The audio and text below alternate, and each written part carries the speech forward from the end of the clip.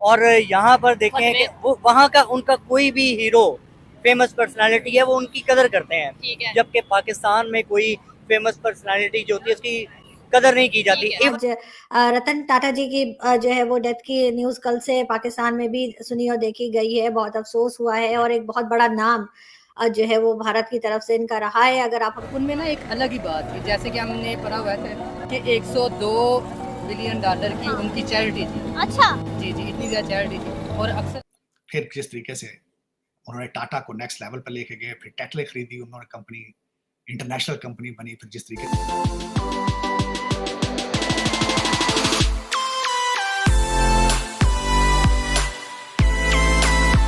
एक तो रतन टाटा जिनकी मतलब डेथ हुई, पूरी दुनिया में मैं समझता हूँ, सिर्फ इंडिया नहीं पूरी दुनिया में उसके ऊपर अफसोस किया गया। पाकिस्तान के मेन स्ट्रीम मीडिया पे इवन डिस्कशन की गई कि यार मसीहा था इंसानियत के लिए, उसके ऊपर बात करेंगे। सेकेंडली हम बात करेंगे हमारे यहाँ पे क्या हो रहा है। मौलाना हजरात एक दूसरे पे फतवा लगा रहे हैं। कोई कह रहा है सारा पाकिस्तान जन्नती है, कोई कह रहा है सारा पाकिस्तान दोज़खी है। जाकिर नाइक यहाँ पे आए हैं, उनके ऊपर भी फतवे लग रहे हैं, वो लोगों पे लगा रहे हैं।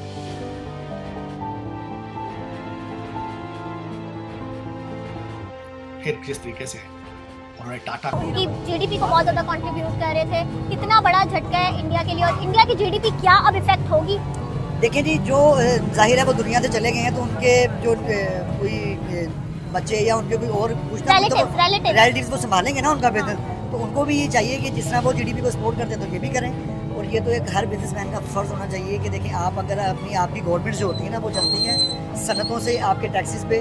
और जितने भी बड़े बिजनेसमैन हैं, चाहे वो इंडिया के हों, पाकिस्तान के हों, इंटरनेशनल लेवल पे हों, उनको टैक्स पे करना चाहिए और अपनी गवर्नमेंट के साथ मिलकर चलना चाहिए। और उनके बाद भी जो कोई उस सीट को संभालेगा तो उसका भी यही फर्ज बनता है कि जिस तरह वो यानी कि अपनी जीडीपी को सपोर्ट करते थे। आज रतन टाटा जी की जो है वो डेथ की न्यूज़ कल से पाकिस्तान में भी सुनी और देखी गई है। बहुत अफ़सोस हुआ है और एक बहुत बड़ा नाम जो है वो भारत की तरफ से इनका रहा है। अगर आप हमें थोड़ा बता सकें कि हमें, वैसे तो हमने देखा है कि बहुत ज़्यादा कंट्रीब्यूशन है उनकी भारत के लोगों के साथ, भारत को आगे। महीनों पुरानी बात है कि एक न्यूज़ आई थी और हवा में फिर ये सोशल मीडिया पे इस तरह से ये फैल गई थी कि पाकिस्तान जो कि काफ़ी बड़ा मुल्क है जियोग्राफिकली अगर हम देखें, तो उसकी जीडीपी को टाटा ग्रुप ने क्रॉस कर दिया है। उनकी एयरलाइंस थी, उनकी गाड़ियाँ थी, उनके ताज होटल्स थे, बड़े से बड़ा बिजनेस था, छोटे से छोटा बिजनेस उनका था।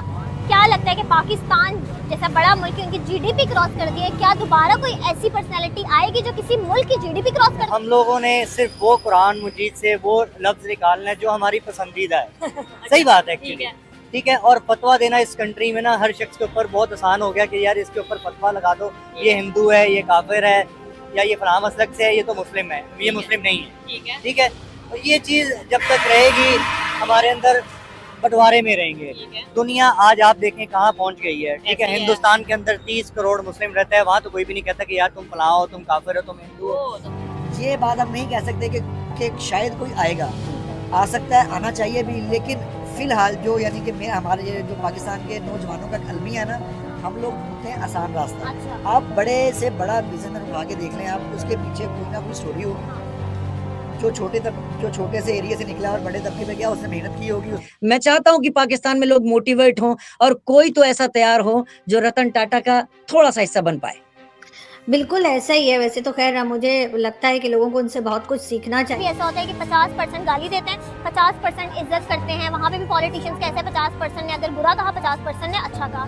लेकिन सर रतन टाटा ऐसी पर्सनैलिटी है कि सारे 100% इंडियन उनकी रिस्पेक्ट करते हैं। क्या वजूहात है कि इंडियन उनकी इतनी रिस्पेक्ट करते हैं? पाकिस्तान में मैंने कभी नहीं देखा कि कोई ऐसा इंसान एक हो जिसकी 100% आवाम रिस्पेक्ट करती हो, या उनमें ऐसी क्या खासियत है? देखें, इखलाकियात तो हर बंदे के अपने अपने, तो ये आप किसी को नहीं कह सकते कि जी कोई इनकी 100% करता है, कोई 50% करता है। कुछ रिस्पेक्ट वो होती है जो हमें खुद से करवानी पड़ती है अपने फेल से, कुछ रिस्पेक्ट वो होती है जो लोग हमारी खुद से करते हैं। रिस्पेक्ट क्यों करते हैं? क्या वजूहात है कि सब उनकी बहुत इज्जत करते हैं? देखें जी, मैं उन्हें पर्सनली तो इतना नहीं जानता, लेकिन जिस तरह वो अपने मुल्क को सपोर्ट करते हैं, अपनी जीडीपी को सपोर्ट करते हैं, या यानी कि जिस तरह का उनका बर्ताव होगा, तो डेफिनेटली उनको डिजर्व भी करते हैं वो रिस्पेक्ट। ठीक है ना, तो ये ज़रूरी नहीं कि उनकी ही की जाए।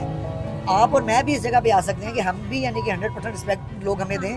तो ये डिपेंड करता है आपके अपने अखलाकियात पे, आपका लोगों से मिलना जुलना बर्ताव कैसा है।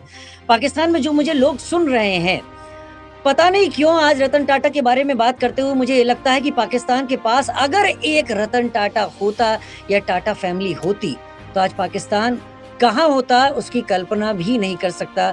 उनमें ना एक अलग ही बात थी, जैसे कि हमने पढ़ा हुआ था कि 102 बिलियन डॉलर की उनकी चैरिटी थी। अच्छा जी जी, इतनी ज़्यादा चैरिटी थी, और अक्सर हम दूसरे बिजनेसमैन देख सकते हैं उनमें इतनी ज़्यादा चैरिटी नहीं है, जैसे इस लिहाज से अंबानी में नहीं है। हाँ, अंबानी में नहीं है। बहुत बड़ी बात है ये, और ख़ास तौर पे ऐसे कि अगर ना तो वो कभी पॉलिटिक्स में आए, ना उन्होंने कोई पॉलिटिक्स में आने की कोशिश की, जो कि हमारे यहाँ अक्सर देखने में आया है कि जिसके पास भी पैसा होता है वो कहते हैं जी मुझे कोई मिनिस्ट्री दे दो।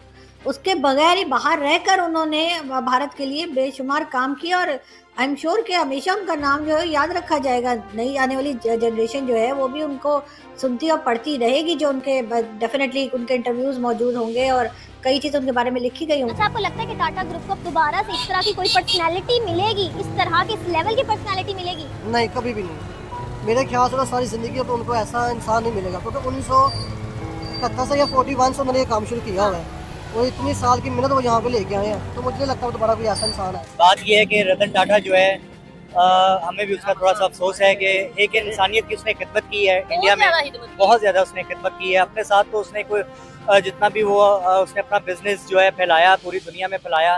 काबिल इंसान था, और काबिल इंसान कोई भी होगा उसकी तारीफ होनी चाहिए, चाहे वो पाकिस्तान से है, चाहे वो इंडिया से है, या वट जिस भी कंट्री से है। बिल्कुल टाटा, बल्कि मैं पढ़ रहा था कि 66% of the revenue of the Tata goes to the philanthropy. So इतना बड़ा वो ही नेवर मैरिड, और उन्होंने बड़ा कंट्रीब्यूट किया है इंडियन इकोनॉमी के अंदर। टाटा साहब, एक जस्ट पर्सनल सवाल इन्हीं को देख के मैंने देखा है कि ये इंडियन बिजनेस बड़े ग्रो करते हैं, आप भी बिजनेसमैन हैं, ये पावर्स बोर्ड्स को डेलीगेट कर देते हैं ताकि best of the best decisions लिए जाएं।